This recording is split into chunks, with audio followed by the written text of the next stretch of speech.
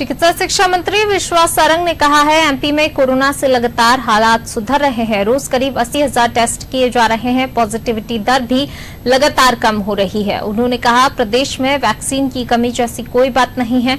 इस मामले में उन्होंने कांग्रेस सरकारों का उदाहरण दिया। उन्होंने कहा, तीसरी लहर को लेकर सरकार की तैयारी पूरी है। पेट्रोल डीजल की बढ़ती कीमतों पर कांग्रेस के प्रदर्शन को लेकर उन्होंने दिग्विजय सिंह और कमलनाथ पर निशाना साधा। क्या कुछ कहा, आइए आपको सुनवाते हैं। लगातार कोरोना के मामले में मध्य प्रदेश की स्थिति अच्छी हो रही है।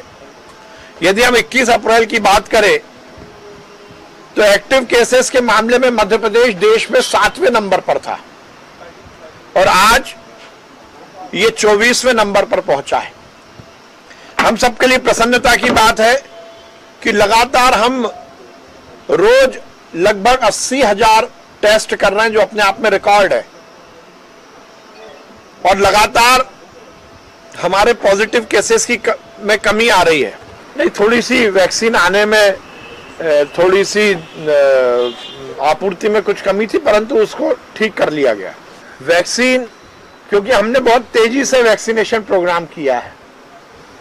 आप लोगों को जानकारी में होगा, भोपाल में हमने बाजार खुलने के पहले एक अभियान चलाया था, वैक्सीन लगाओ, बाजार खुलवाओ, वैक्सीन लगाओ, व्यापार बढ़ाओ।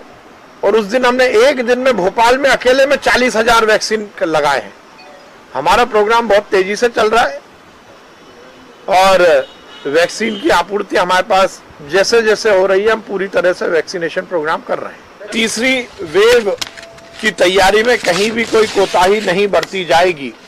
माननीय मुख्यमंत्री जी के निर्देश पर हमने हमारी तीसरी लहर की जो तैयारी है उसको पूरी तरह से सुनिश्चित किया है और हम इंस्टीट्यूशनल वाइज, संस्थागत हमारे जितने भी हेल्थ के इंफ्रास्ट्रक्चर हैं, चाहे वो प्राइवेट सेक्टर के हों चाहे गवर्नमेंट सेक्टर के हों, उनकी तैयारी में लगे हैं। ऑक्सीजन जनरेशन से लेके बिस्तर, आईसीयू, बच्चों के बिस्तर, बच्चों यदि एडमिट होते हैं तो उनके पेरेंट्स की क्या व्यवस्था की जाएगी, इन सब की तैयारी मध्य प्रदेश में जारी है। और हम ये सुनिश्चित कर रहे हैं कि हम पहले तो तीसरी लहर को आने से रोकें और यदि आती है तो उसकी सुचारू व्यवस्था करें। मुझे बड़ा आश्चर्य होता है जब इस तरह की भ्रामक बातों को प्रचारित किया जाता है।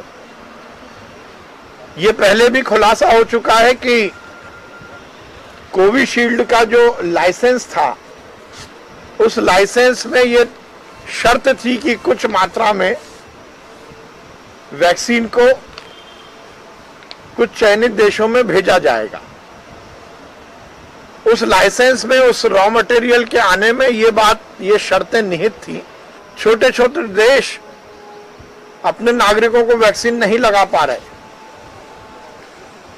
पर हिंदुस्तान में जिस प्रकार से लगातार नरेंद्र मोदी जी के नेतृत्व में ये वैक्सीनेशन प्रोग्राम सुचारू रूप से चल रहा है, ये निश्चित रूप से भारतीय जनता पार्टी की सरकार की बड़ी उपलब्धि है। केंद्र सरकार को लगा कि जिन राज्यों में विपक्ष की सरकारें हैं, कांग्रेस की सरकार है, वहां के नागरिकों को ठीक ढंग से वैक्सीन नहीं मिल रही, तो अब केंद्र सरकार ने इसका बीड़ा उठाया है। और मुझे बहुत प्रसन्नता है कि नरेंद्र मोदी जी ने एक बहुत ही दूरगामी निर्णय लिया है, जिसके परिणाम बहुत सकारात्मक होंगे। दिग्विजय सिंह जी को अपनी राजनीतिक रोटी सेकनी है। मुझे अच्छा लगता जब दिग्विजय सिंह जी, जब उनकी रिमोट कंट्रोल वाली कमलनाथ की सरकार थी और उसने पेट्रोल डीजल पर वेट शुल्क बढ़ाया था, उस समय यदि दिग्विजय सिंह जी इस विषय में कोई बात करते तो लगता कि वो सही बात करते हैं।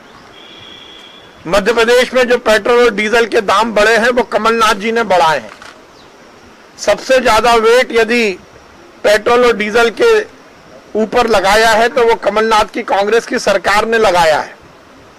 पर दिग्विजय सिंह जी उस समय नहीं बोले, क्योंकि उन्हें तो अपने बच्चे को अच्छी विभाग और अच्छे मंत्री पद दिलवाना था।